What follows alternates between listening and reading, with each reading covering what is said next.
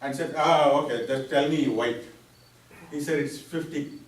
Oh, said, then how about the black ones? Oh, it's also 50. I was confused why he's asking like this.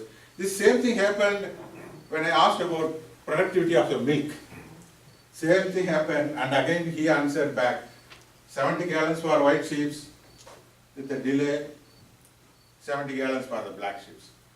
I was a little confused, so he started answering.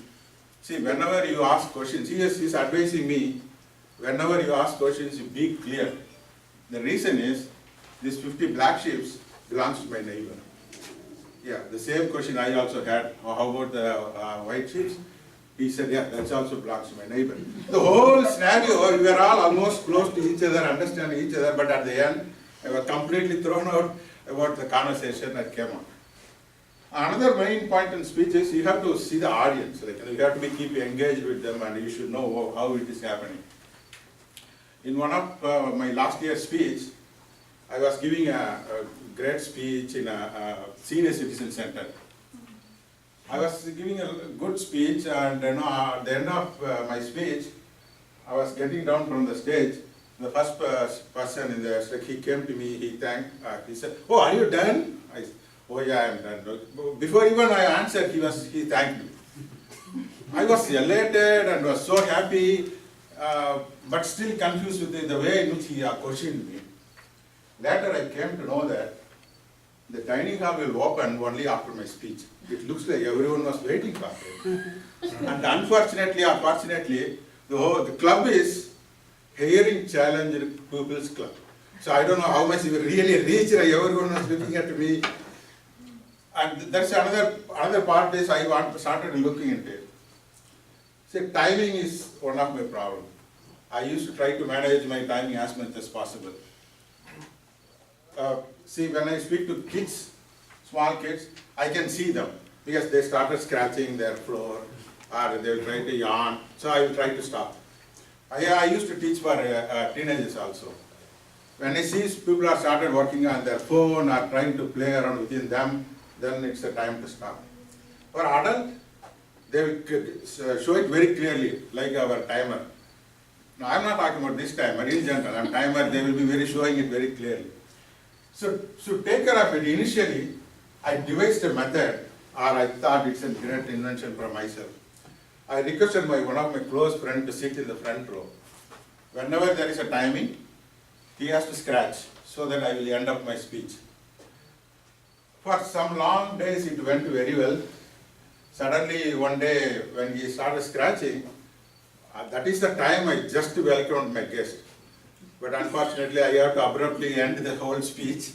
And later I came to know that it's not my sign, it is he had own itchiness. So I think that's that. Then I think, okay, do not trust humans in this kind of things.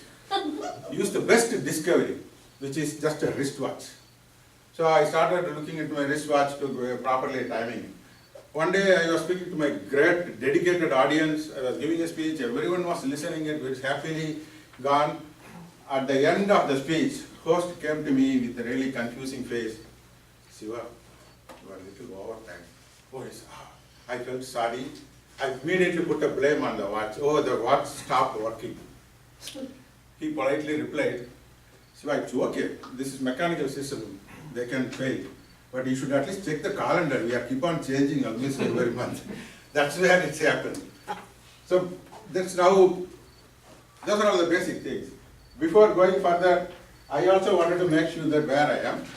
So, trying to be, as to promise, I wanted to give a deals. Basically, try to follow truth, give a message, and try to be a delivery.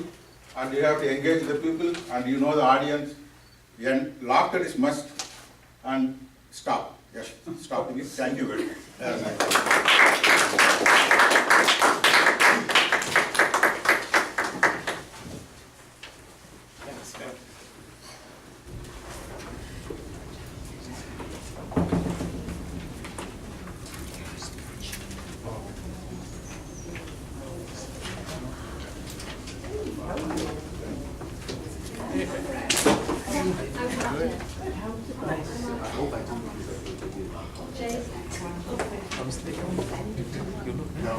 Oh, yeah, I got it. I want to take a second to set up the stage. In fact, I'm going to get some out of the way. Yeah. I'll do it. Yeah, you're supposed to set your own stage. Look, we're gonna- Yeah, I'm gonna take my pictures. You do that too? Yeah. You can pause that.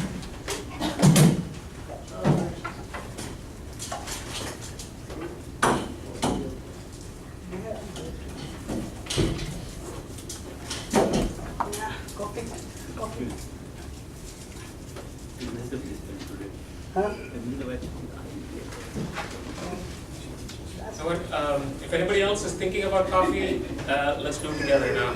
Yeah. Yeah. Do it for me as well. Thanks, Robert. I know, I know.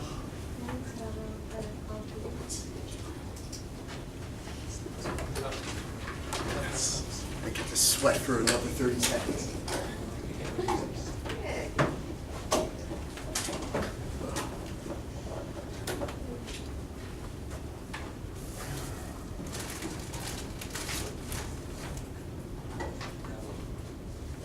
We started out 10 speeches, we're down to 6. We do have a little bit of time, so I'm not going to be as aggressive as I was planning to be. So you can salute with Mama too. no, I have a few, don't worry. Okay. I'm going to do that as soon as we're done with the other 3.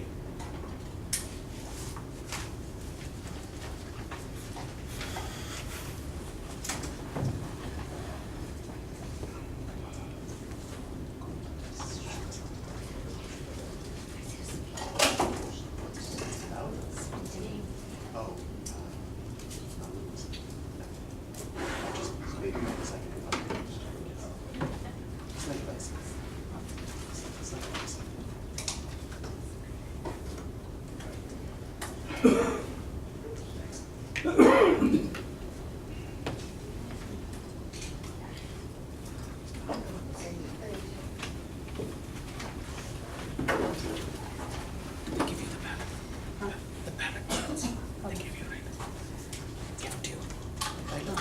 Yeah, I know.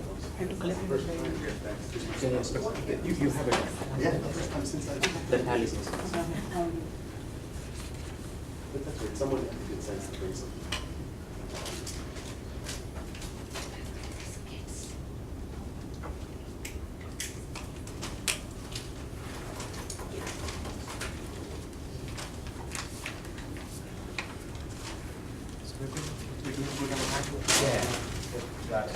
For the schedule.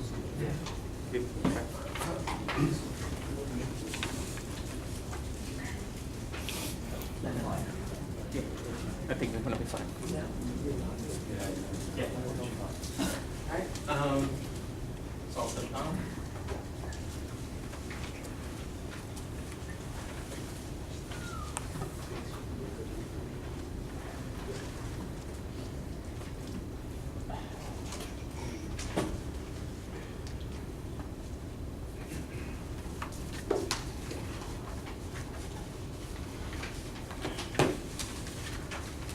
Oh, you're good.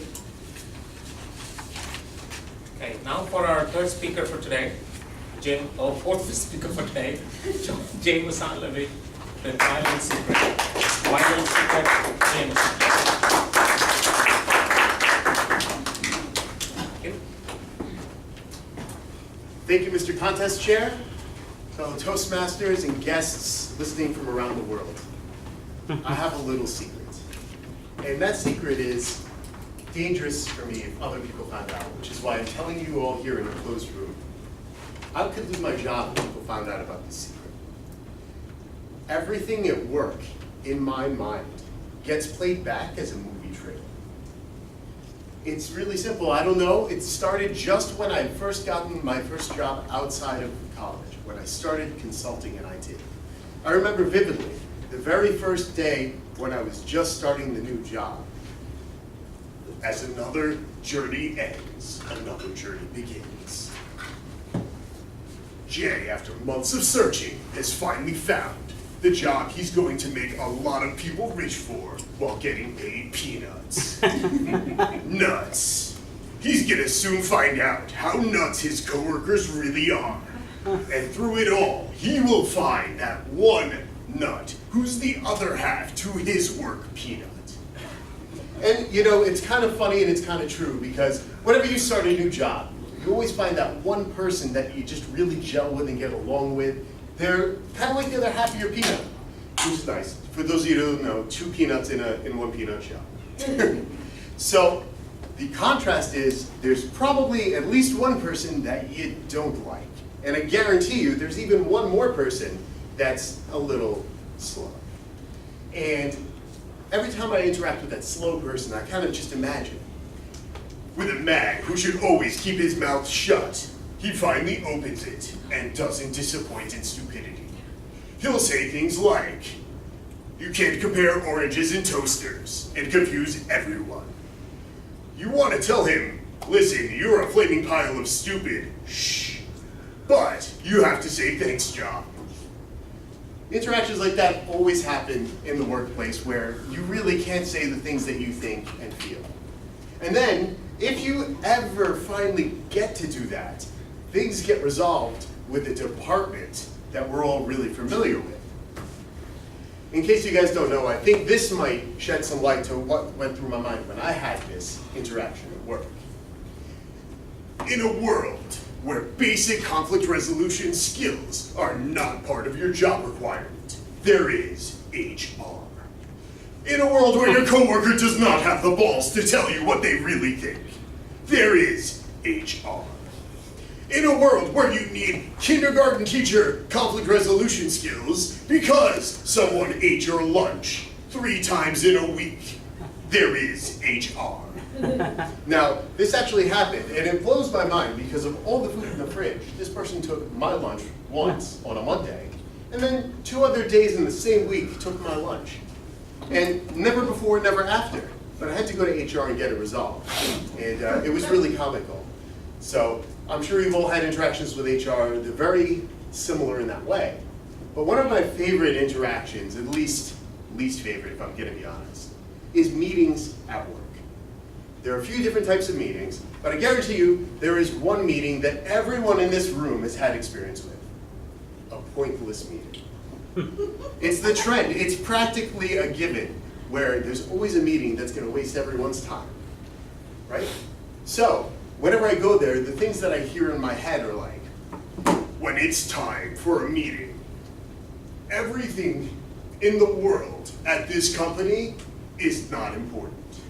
You have to drop everything and go to this meeting. Not only that, it's going to be for 3 hours. And the best part is, absolutely nothing will get done. But it's not over then. They're going to schedule a follow-up meeting to go over the tasks that you never got done in the first place.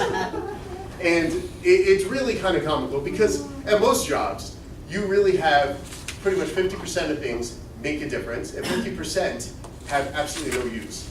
And the 50% of things that make a difference, 50% of the people at the office don't do, which is why you have the good versus the bad employees. But there are other types of meetings even still that are a lot of fun. Not every company has this, but my company has something called lunch and learn. And that's where you sit at a meeting and you give up your lunchtime, and they're gonna give you lunch, to go over a skill set for you to learn, maybe an hour, hour and a half, and you give your lunch for that meeting. So here's what happened this past summer at my office. During the time of year, this summer, where the weather is perfect, we're going to have a weekly lunch and learn, so you are chained to your office all day. Not only that, but we will not provide lunch. This is what everyone thought the Hunger Games was really about. May the odds be ever in your favor. And it was pretty brutal. We all had to bring our own food to these lunch and learns. And it was interesting because I wasn't really learning anything at the lunch and learn. But that's beside the point. Now, another meeting that everyone's really familiar with here is the project status update meeting. And that kind of goes like this. When everyone in the room tells lies, and everything that was supposed to be done has a reason it didn't, you're in a project status update meeting. When the person speaking in front of the room has more excuses than a fat kid on a diet, You're in a project status update meeting. That's it. So project status update meetings are always very, excuse me. Project status meetings always have a lot of things that happen in them. But the main point is they're usually not very useful. Now, the last thing that goes through my mind in any job that I have is simply when I'm gonna quit. Yet again, another journey is coming to an end. And another journey will begin. And when this journey begins, I'm gonna go and make someone else really rich and work for peanuts. I'm gonna find my other peanut half at that job. I'm gonna attend the 42nd daily Hunger Games and waste it all on lunch and learns. And most importantly, I'm gonna attend a lot of really useless meetings. I know my last day is Tuesday, so all I have to say is see you next Tuesday. Thank you, guys.